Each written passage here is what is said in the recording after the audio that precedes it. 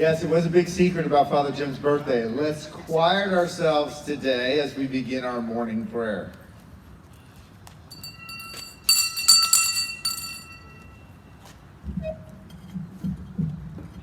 The Hebrew people gave sacrifices or offerings to God as gifts. There were signs of deep devotion and relationship to God.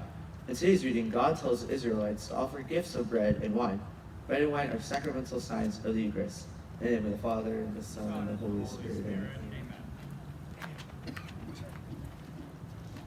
I shall dwell in the house of the Lord my whole life long. I shall dwell in the house of the Lord. The Lord is my shepherd, I shall not want. He makes me lie down in green pastures. He leads me beside still waters. He restores my soul. I shall dwell in the house of the Lord.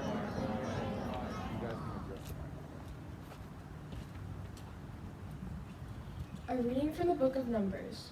The Lord spoke to Moses, saying, "Speak to the Israelites and say to them, when you come into the land you are to inhabit, which I am giving you, and you make an offering by fire to the Lord from the herd or from the flock, whether a burnt offering or a sacrifice, to fulfill a vow or as a free will offering, or at your appointed festivals, to make a pleasing odor for the Lord.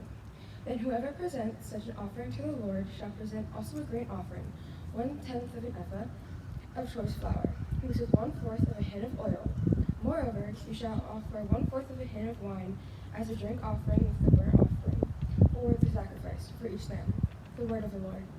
Thanks be to God.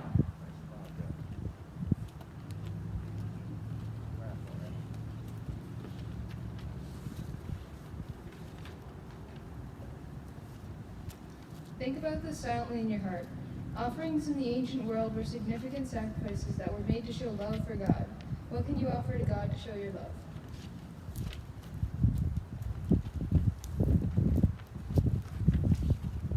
Let us pray to God for our needs and the needs of others, our family, neighborhood, and the world. For each need we say, Lord, hear our prayer. For the world, that those who dedicate themselves to others see the impact of their sacrifice, we pray, Lord, hear our prayer. For our neighborhood, that we are moved to make free will offerings to improve the lives of others, we pray, Lord, hear our prayer.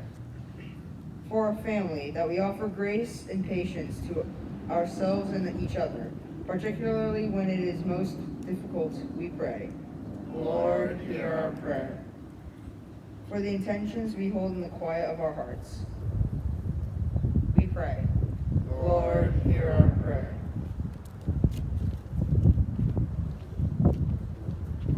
Let us pray. Our Father, who art in heaven, hallowed be thy name. Thy kingdom come, thy will be done, on earth as it is in heaven.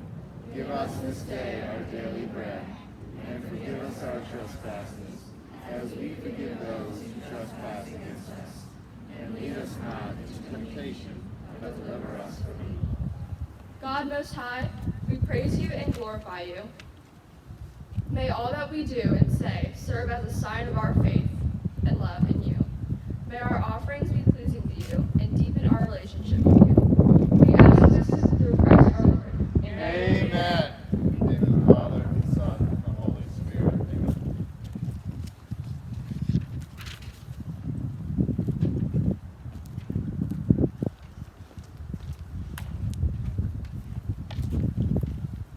Please join me in saying the Pledge of Allegiance.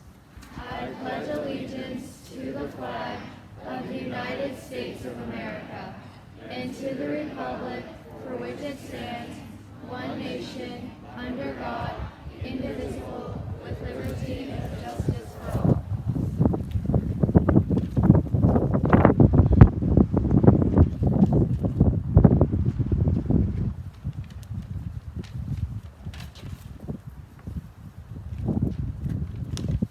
Langston Hughes was an American writer and an important figure in the Harlem Renaissance. He made the African American experience the subject of his writings, which range from poetry and plays to novels and newspaper columns.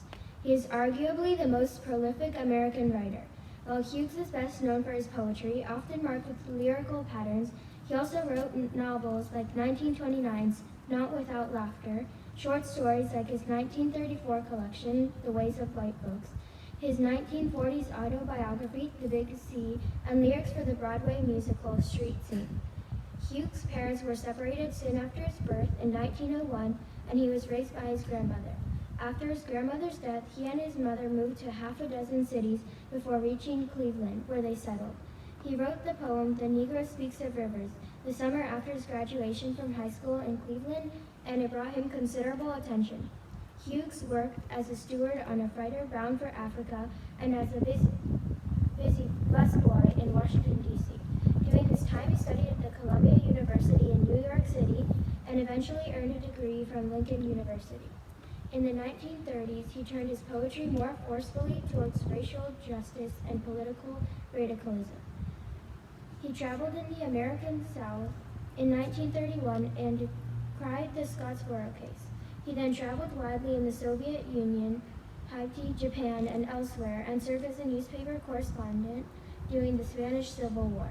Hughes was an important figure in the Harlem Renaissance, a blossoming of African American culture, particularly in the creative arts, and the most influential movement in African American literary history. The Harlem Renaissance dramatically increased reading and writing, created national organizations dedicated to pressing African American civil rights, uplifting the race, opened economic opportunities, and developed racial pride. We will leave you with one of Langston Hughes' most famous quotes that underscores the importance of freedom. In all my life, I have never been free. I've never been able to do anything with freedom except in the field of my writing. An artist must be free to choose what he does, certainly, but he must also never be afraid to do what he might choose.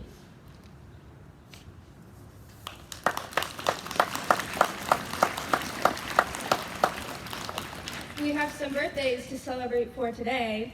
In second grade, Adam Laxon. Yay, Adam!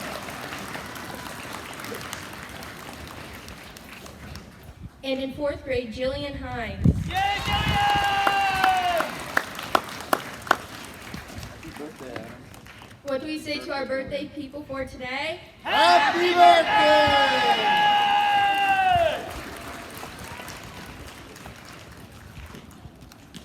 Please join me in saying the prayer of the cross. In the name of the Father, and the Son, and the Holy Spirit, amen. Most high and glorious God, enlighten the darkness of my heart, and give me a correct faith, a certain hope, a perfect charity, sense, and knowledge, so that I may carry out your holy and true command. Saint Francis of Assisi, pray for us. Saint Clare of Assisi, pray for us. In the name of the Father, the Son, and the Holy Spirit. Have a thunderous Thursday.